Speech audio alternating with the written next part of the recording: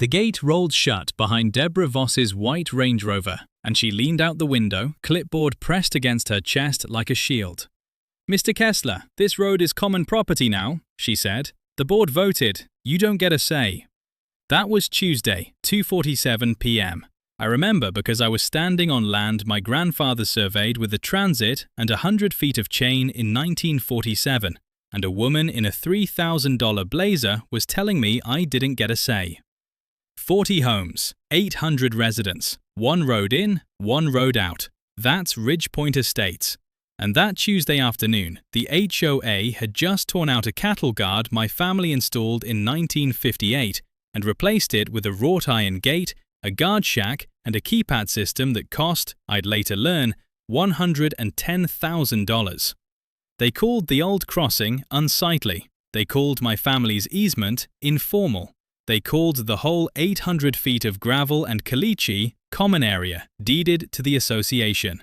None of that was true, but nobody had checked. By the end of this story, Deborah Voss would be led out of a community meeting in handcuffs in front of the same residents who'd paid her association dues for 6 years. She would owe restitution north of $2 million, and almost none of that number would be about a gate or a fence or a cattle guard.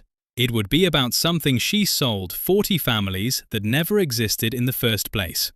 What she didn't know, what none of them knew, sitting in their leather chairs at that first HOA meeting, nodding along while she pointed at a survey map with a laser pointer, was that the ground under her new gate, the very dirt her guard shack was bolted into, belonged to me.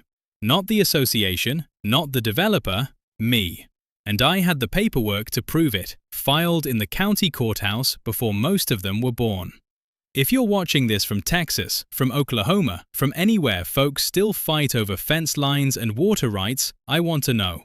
Drop a comment, tell me where you're watching from, and tell me what you'd have done in my boots, standing at that gate, watching a woman in high heels tell me I didn't get a say on my own grandfather's land. Because I didn't argue with Deborah Voss that day. I didn't raise my voice. I took out my phone and I started recording, time-stamped, every word. That's the thing about being a land surveyor for 38 years. You learn that the loudest voice in the room usually loses. The documents win. Always the documents. I'm Walton Kessler. Everybody calls me Walt. And this is the story of how an HOA president stole a road that was never hers to steal, and how I made her pay for every inch of it. My name's Walton Kessler. Folks call me Walt. I'm 63 years old, and for 38 of those years, I worked as a licensed land surveyor in 3 counties. I've stood in creek beds up to my knees in November water, running elevation lines for the county. I've climbed windmills to cite a benchmark.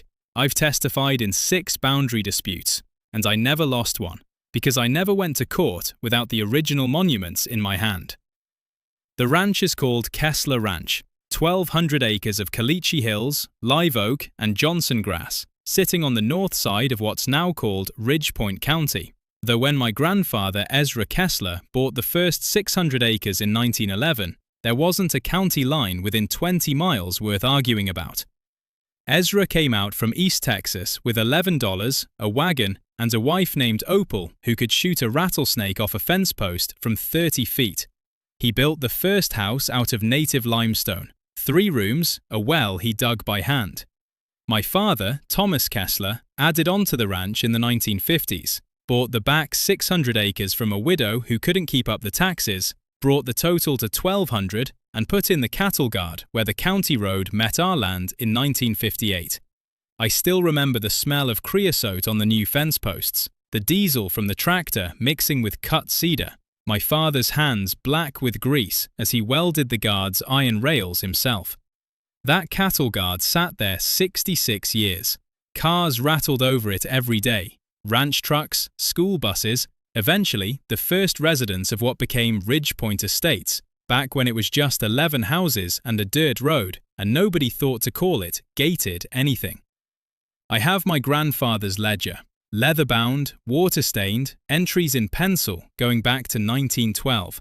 I have the original survey plat, hand-drawn, filed with the county in 1913, showing the road easement running due west off what's now County Road 44, cutting straight through the middle of our northern pasture before it ever reached the subdivision. And I have the desk. My great-grandfather built it in 1899 out of mesquite, before Ezra was even born, and it sat in the ranch house office through 4 generations.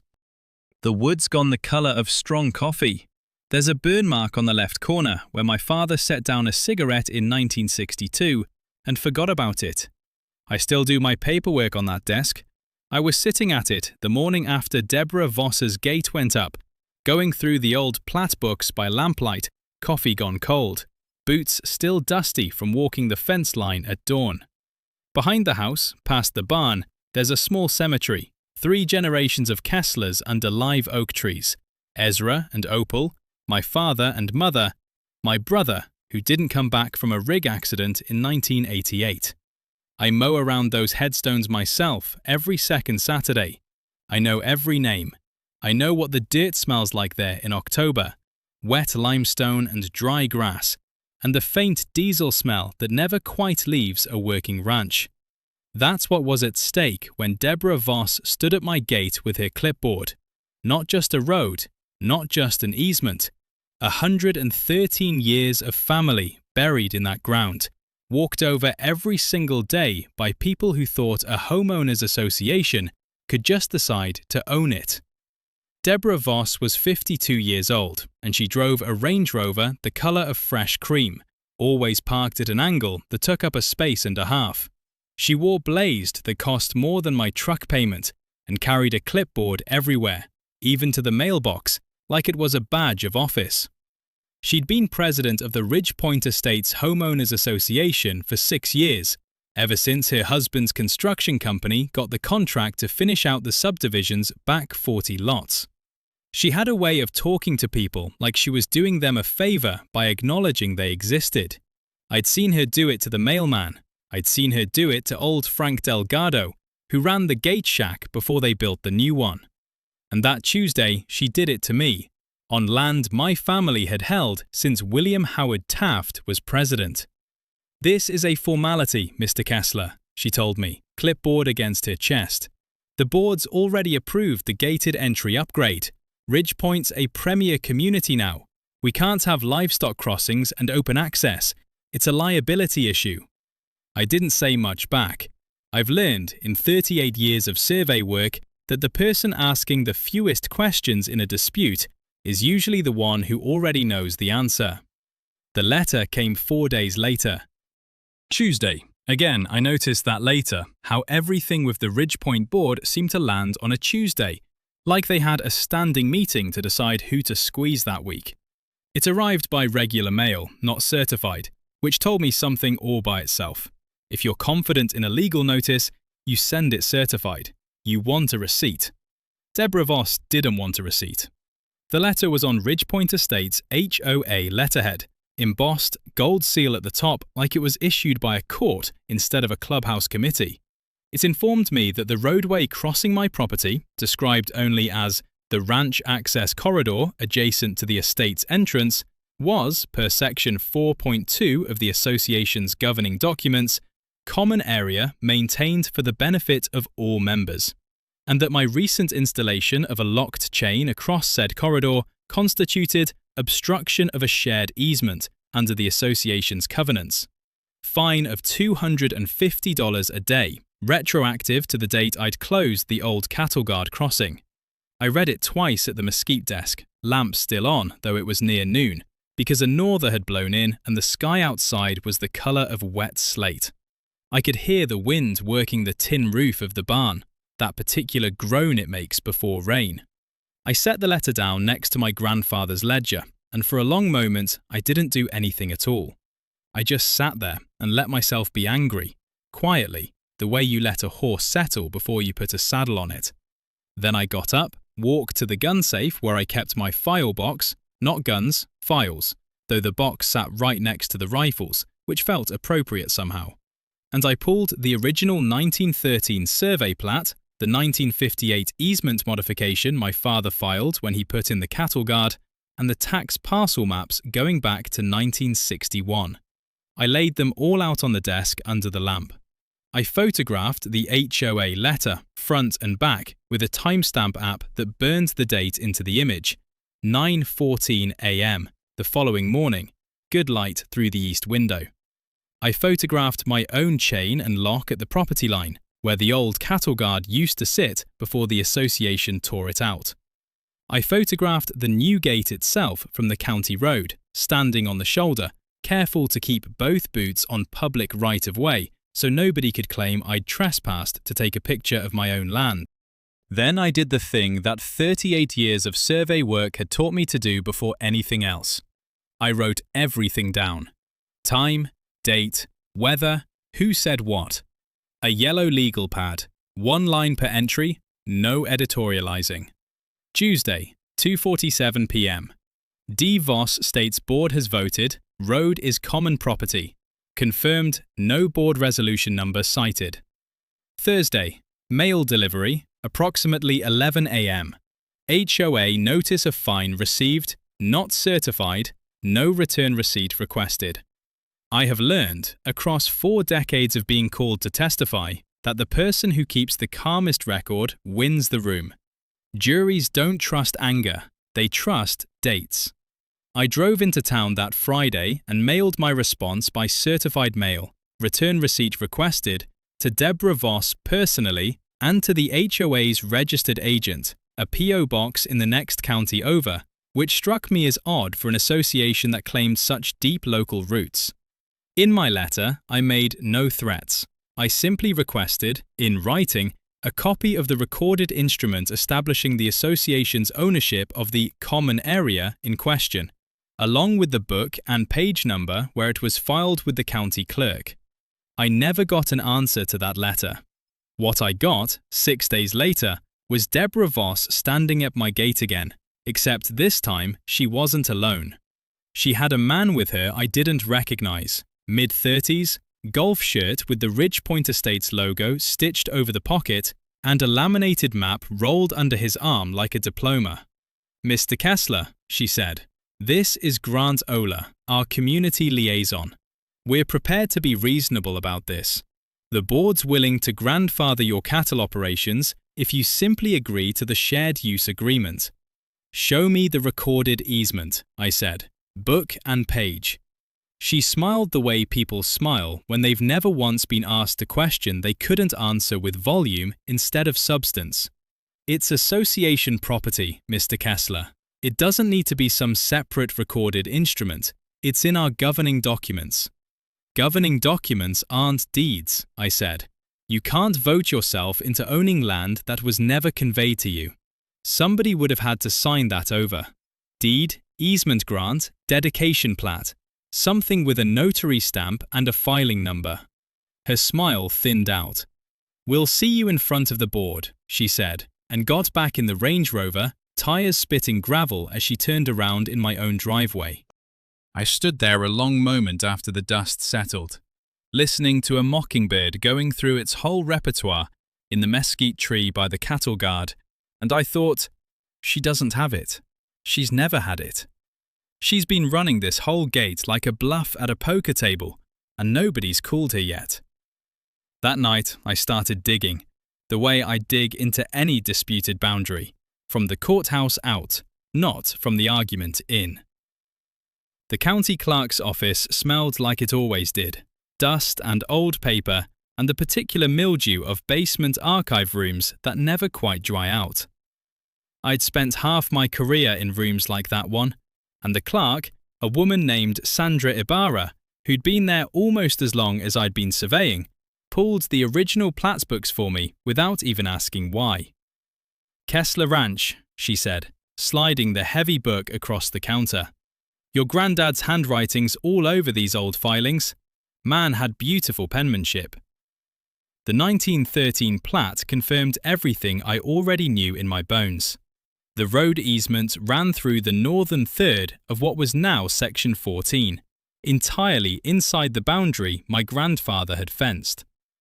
The 1958 modification, filed by my father when he put in the cattle guard, granted a revocable license for county school buses and rural mail carriers to cross, nothing more. No dedication, no conveyance, no grant of any interest to any homeowners association, because in 1958 there was no Ridgepoint Estates. There wasn't so much as a fence post where the subdivision now stood. I pulled the subdivision plat next, filed in 1998 by a developer named Charles Voss, Deborah's husband. That was the first thread that made my stomach tighten. Here's what most homeowners don't know. When a developer files a subdivision plat, it only conveys what the developer actually owned at the time of filing. You cannot dedicate someone else's land to public or common use just by drawing a line on a map and recording it. The 1998 Ridgepoint plat showed the entrance road running through my family's Section 14, but nowhere on that plat was there a signature from a Kessler. No grant, no easement deed, no consent. Charles Voss had drawn a picture of a road across land he never owned, and the county, for reasons I still don't fully understand, had recorded it anyway. That was the small shield, enough on its own to beat a $250 a day fine in front of any judge in the state. But it wasn't until I pulled the water utility records 3 days later, sitting at that same courthouse counter with a cup of gas station coffee going cold beside me, that I found the real thing. Ridgepoint Estates didn't have its own water system. It never had. Every drop of water in that subdivision ran through a single distribution line, a line that crossed, at its only feasible route, a strip of my grandfather's land near the southeast corner. Under an old right-of-way my father had granted the county utility district in 1971, revocable on 90 days' notice for agricultural water access only. Residential subdivision use had never been authorized, not once, not on paper. I sat there in that basement room with the fluorescent light humming overhead, and I understood, all at once, the way you understand a load-bearing wall the moment you see the crack running up from the foundation. Deborah Voss didn't just steal a road crossing. She'd built an entire, gated, exclusive 40-lot luxury subdivision on access rights that legally did not exist. Every home sale, every marketing brochure promising private guarded entry, every dollar of that exclusive gated community premium the Voss family had charged buyers for 6 years running. It was sitting on my land, all of it. I didn't get the full shape of the number until later. The $1.8 million she'd collected from developers for exclusive gated status fees, or the way she'd inflated 40-lot prices promising private access that was never hers to promise. That came later, piece by piece, through records I hadn't touched yet. But sitting in that basement, coffee gone cold, I already knew I wasn't looking at a neighbor dispute anymore. It was 2 days after that discovery that I met Vivian Marsh properly for the first time, though I'd waved to her at the mailbox for years. Vivian was 78, a widow, thin as a fence wire, with a portable oxygen tank she pulled behind her like a small, loyal dog. Her husband, Roy, had served 2 tours in Vietnam and come home to drive a propane truck for 30 years before his lungs finally gave out in 2019. She lived in the smallest house in Ridgepoint Estates, Lot 11, the one at the very back near the old fence line, and she'd been one of the original 11 families before it was ever gated anything. I found her sitting on her porch steps that Thursday afternoon, oxygen line hissing faintly, an HOA notice in her lap, her hands shaking slightly as she held it. "They're fining me $400, she said, before I even said hello. Said my garden shed's the wrong shade of grey. Roy built that shed. I can't afford $400, Walt. I get $1,100 a month." I sat down on the step beside her, knees complaining the way they do now, and I read the notice. Same letterhead, same gold seal, same Deborah Voss signature at the bottom, looping and confident. "You let me hold on to that," I told her. "Don't pay it yet." She looked at me with pale blue eyes, gone a little cloudy with age, and she said the thing that settled it for me. more than any plat book or utility record ever could. They already took Roy's flagpole down once, she said. Said it wasn't regulation height. I put a new one up the exact same day. I'm not scared of them, Walt. I just don't have $400. I took Vivian's notice home that evening, laid it next to the letter I'd already photographed, and I started a second file folder. By then I had 3, one for the road, one for the water line, and now one labelled, in my own block printing, Voss, pattern. Because that's what it was becoming, not one bad decision, a pattern, and patterns are what win cases. I drove Vivian into town myself 2 days later, her oxygen tank riding in the back seat of my truck like a passenger with seniority, and we sat across from a young attorney named Priya Anand, who did legal aid work 3 days a week out of a strip mall office next to a nail salon.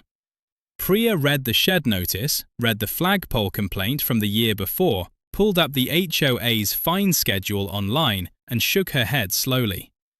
There's no shade of grey provision in these covenants, she said. I've read them twice. This fine isn't enforceable. But Mrs. Marsh, if you don't pay it and don't contest it in writing, they can file a lien against your home in 90 days.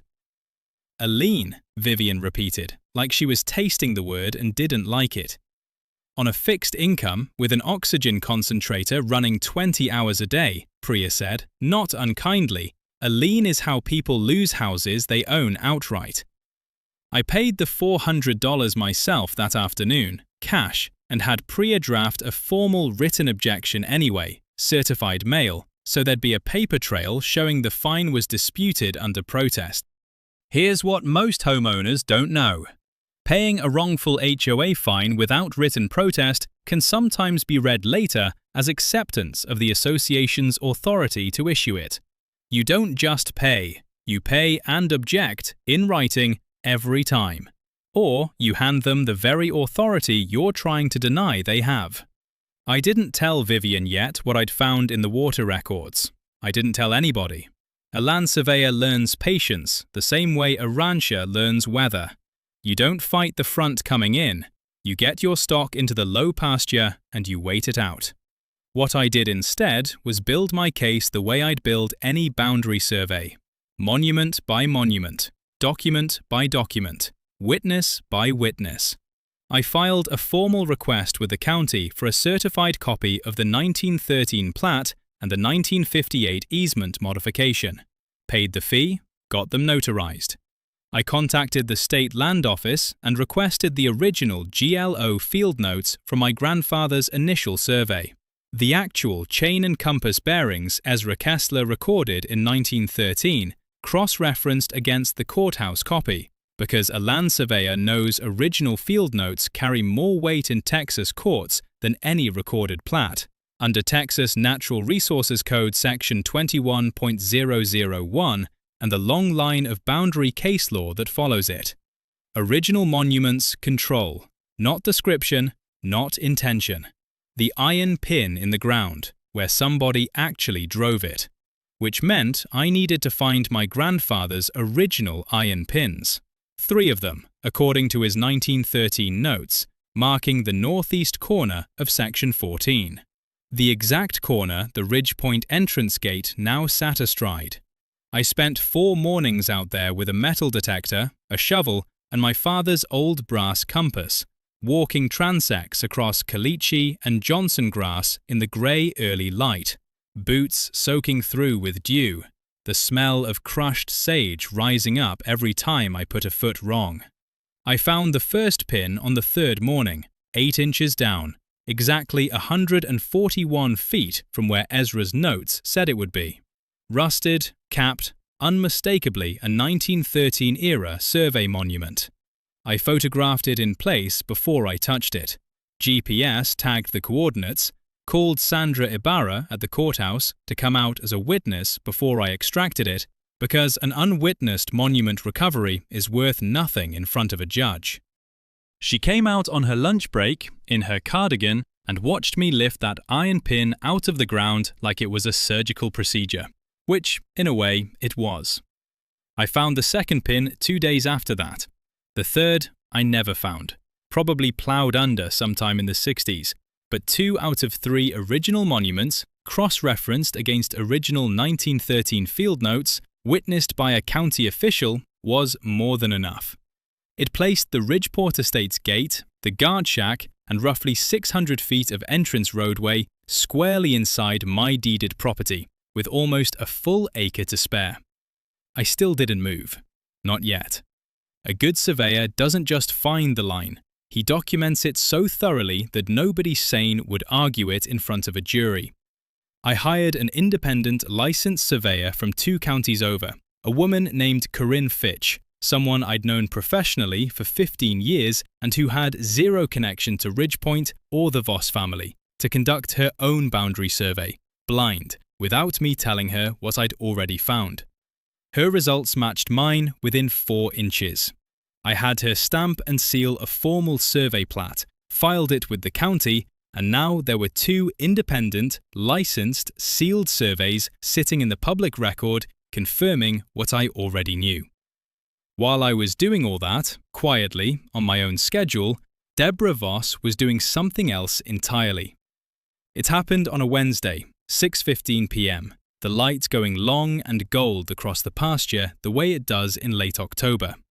I know the exact time because the Ring camera I'd mounted on the barn, installed 2 weeks earlier, angled to cover the cattle guard crossing and the old fence line, well within my rights on my own property, caught the whole thing in high definition, timestamp burned into the corner of the frame. Vivian Marsh's grandson had been staying with her that month, helping her out after a fall, and he'd hung a small memorial wind chime on her porch rail, copper tubes, a little brass tag engraved with Roy's name and his service dates, Vietnam, 1968 to 1970. It was the kind of thing you'd find at any veteran's memorial gift shop, nothing gaudy, just tubes that caught the evening light and made a soft, uneven sound whenever the wind came through.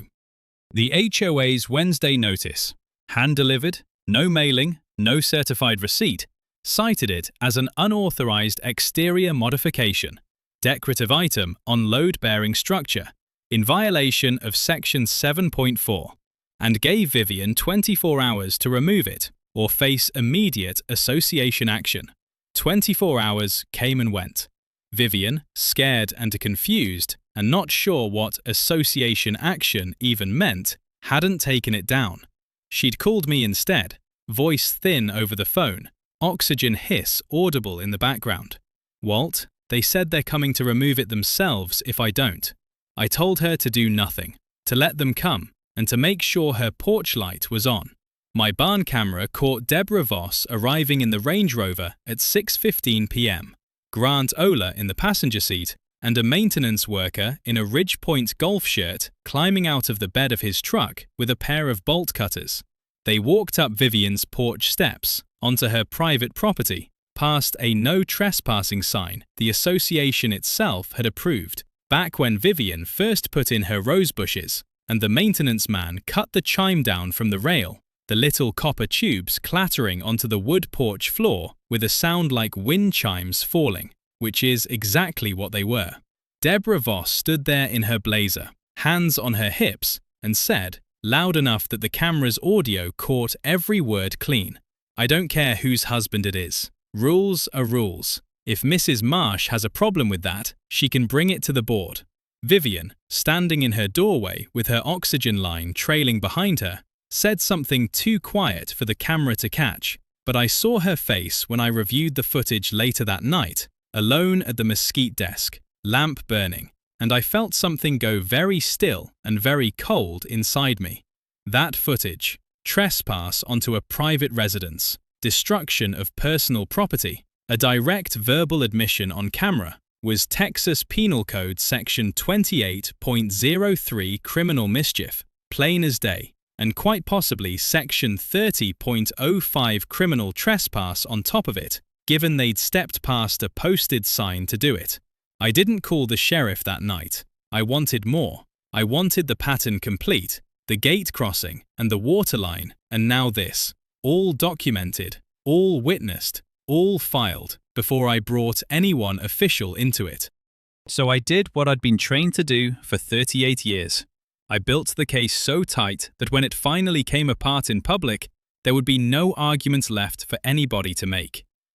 I contacted the county sheriff's office, not to file yet, but to schedule a formal meeting, on the record, requesting a deputy be present at the next scheduled HOA board meeting, a public meeting open to all homeowners, where Deborah Voss would have no choice but to stand in front of the very people she'd been fining and lying to, with the law already in the room before she said a word. The Ridgepoint Estates board meeting was scheduled for the second Tuesday of November, 7 p.m. in the community clubhouse, a beige stucco building with a fake fireplace and folding chairs set up in neat rows, 60 of them, every single one filled that night. Word travels in a subdivision faster than water finds a low spot, and by the time I walked in, carrying a banker's box of documents under one arm, people already knew something was coming. They just didn't know what. I'd made 3 calls that week that Deborah Voss never knew about.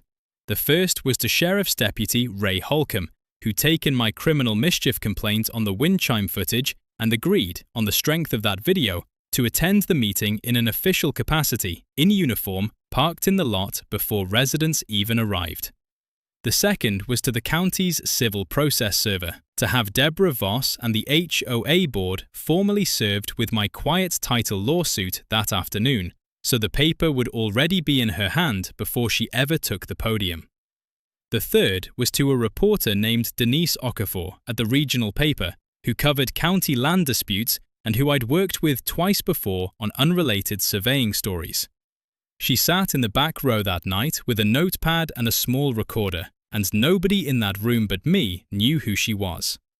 Deborah Voss opened the meeting the way she opened every meeting, clipboard in hand, blazer pressed, standing at the little podium like she was accepting an award.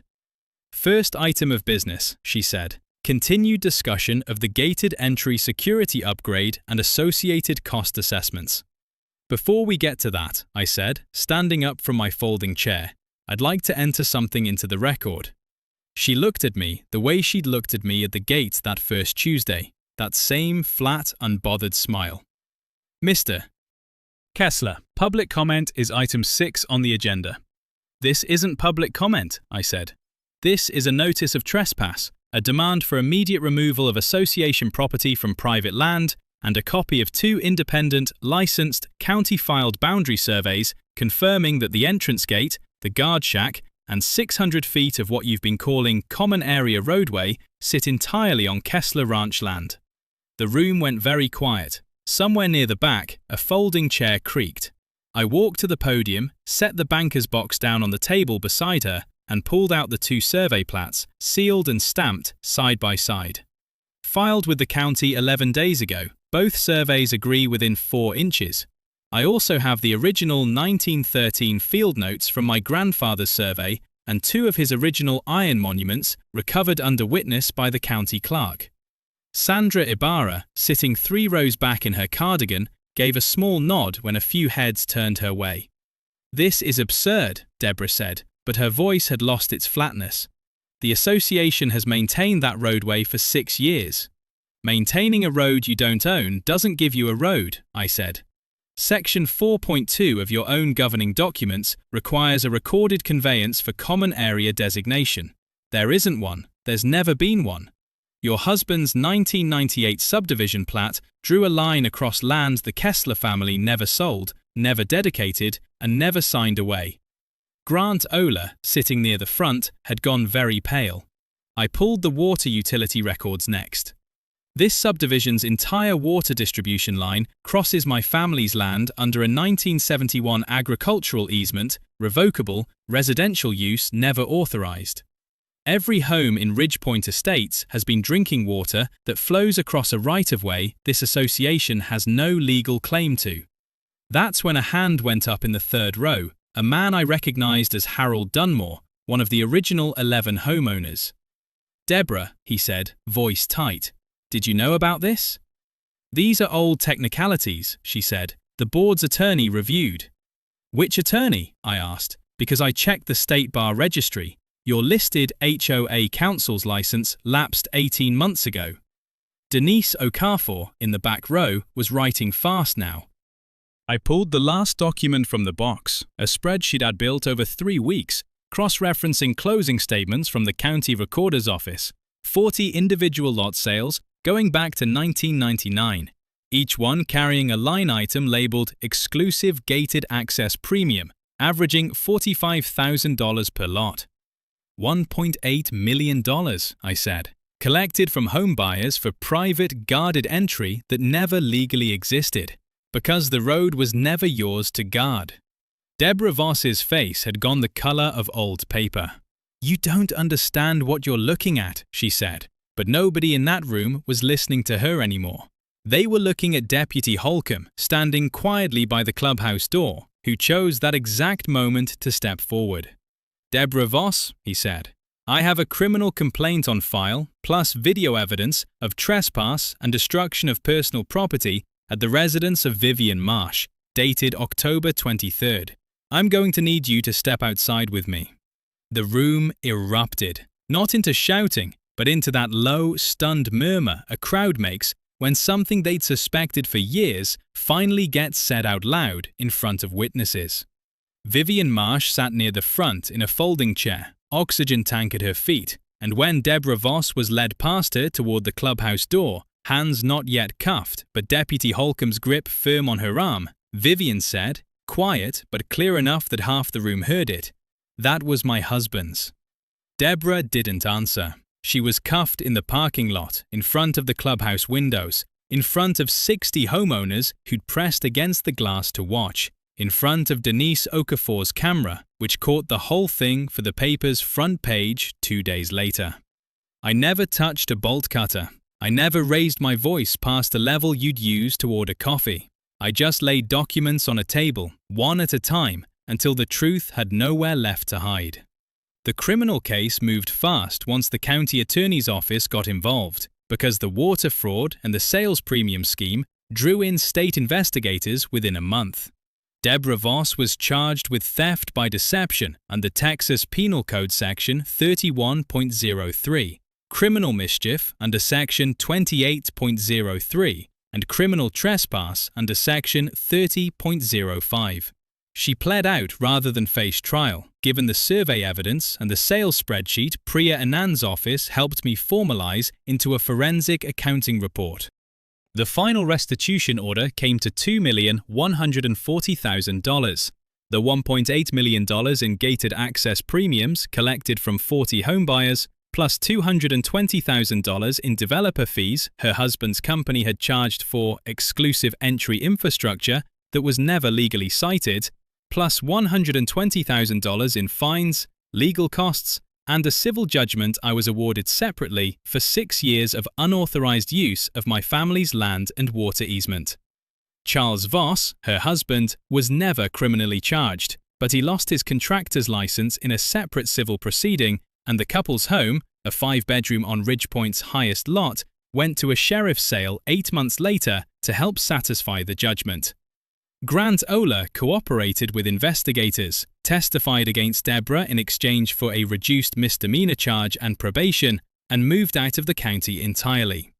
Deborah Voss received 4 years, with restitution payments garnished from whatever assets remained, and a permanent bar from serving on any homeowners association board in the state of Texas. The gate came down 11 days after her arrest. I hired the same crew that had built it to tear it out, and in its place, we set a new cattle guard, steel, wide enough for 2 trucks, built to the same specifications my father used in 1958, though this one would probably outlast me too. I stood at that new crossing on a cold morning in December, coffee steaming in a thermos cup, watching the sun come up gold over the Caliche Hills the way it had for 113 years of Kessler's. Vivian Marsh was there with me. The homeowners had elected her HOA president 2 weeks after Deborah's arrest, unanimous vote, and one of her first acts in office was to formally dissolve the old gated entry fee structure and refund what could be recovered to the families who'd been overcharged. She'd hung a new wind chime on her porch, same copper tubes, same brass tag with Roy's name on it. I heard it that morning, faint on the wind, all the way from the cattle guard. Here's what I learned, 63 years old, sitting at a desk my great-grandfather built in 1899. The loudest voice in the room is usually hiding the weakest paperwork. Original monuments beat opinions every time, in surveying and in life. You don't fight a bully with anger, you fight them with documentation, patience, and the willingness to let the truth take as long as it needs to surface. And the people who prey on the vulnerable always, eventually, cross a line where a camera is rolling. The mockingbird was back in the mesquite tree that morning, going through its whole repertoire again, same as the day Deborah Voss first told me I didn't get a say. I closed my thermos, looked out over land that had outlasted 4 owners and one very expensive mistake, and I thought about the letter that had shown up in my mailbox just that week, from a rancher 2 counties over, whose family's old right-of-way had just been claimed, in writing, by a golf course development company. He'd heard what happened at Ridgepoint. He wanted to know if I still had my surveying license current. I told him I'd need to see his grandfather's field notes first. But before that letter, before the mockingbird, there was one more morning I want to tell you about, because it's the one I think of most. 3 days after Deborah Voss was sentenced, the Ridgepoint homeowners held what Vivian called a fence-mending supper, her words, and she meant it 2 ways. Because half the neighbourhood showed up at the clubhouse with casserole dishes, and the other half showed up with actual fence tools, offering to help me restring the barbed wire the HOA's crew had cut down when they first put in the gate. I hadn't expected that. 38 years surveying property lines, I'd learned people mostly show up when there's a dispute to settle, not after one's already settled. But there they were, Harold Dunmore in his work gloves, a young couple named the Petrusiches who'd bought Lot 6 the year before and had been paying that gated access premium without ever questioning it. Even the maintenance man who'd cut down Vivian's wind chime, standing off to one side, not saying much, looking like he wanted the ground to open up. I didn't know what she had me doing, he told me quietly, while the others strung wire down the fence row. She said it was authorized. I should have asked more questions. You should have, I said, but you're not the one who built the scheme. Just remember that next time somebody in a nice blazer tells you the rules don't apply to them. He nodded and went back to holding the wire stretcher steady while Harold ran the fence tool. Vivian sat on an overturned bucket near the cattle guard, oxygen tank beside her, watching the work with an expression I hadn't seen on her face since I'd first met her on that porch step with a $400 fine in her lap. Somebody had brought her a folding chair, but she waved it off, said she liked the bucket better, said it reminded her of sitting with Roy while he worked on trucks. You know what the strangest part is, she said to me while the others worked. For 6 years, I thought I was just an old woman nobody wanted around. Turns out I was sitting on the one story that could take her down. She just didn't know it yet. None of them did, I said. That's usually how it goes with people like her. They mistake nobody saying anything for nobody knowing anything. By evening, the fence was restrung, the new cattle guard gleamed under a sky going purple at the edges, and somebody, I never found out who, had zip-tied a small hand-lettered sign to the top rail. Kessler Road, private, enter with respect. Not a threat, not gloating, just true. I stood there a long while after everyone had driven home, headlights bouncing over the new crossing one at a time, each one a small rattle of steel under rubber, the same sound my father's cattle guard had made for 66 years, before anybody decided they could just tear it out and call the ground beneath it theirs. Denise Okafor's story ran that Sunday, above the fold, headline reading, Landviel exposes $2.1 million HOA fraud scheme. I read that $0.1 million HOA fraud scheme. I read it once, folded the paper, and set it in the drawer of the mesquite desk, underneath my grandfather's ledger, where it belonged. One more document, in a family that had learned the hard way that paper outlasts everybody's confidence, including your own. It was 2 weeks later, coffee steaming, mockingbird going, that the letter from the rancher 2 counties over found its way into my mailbox.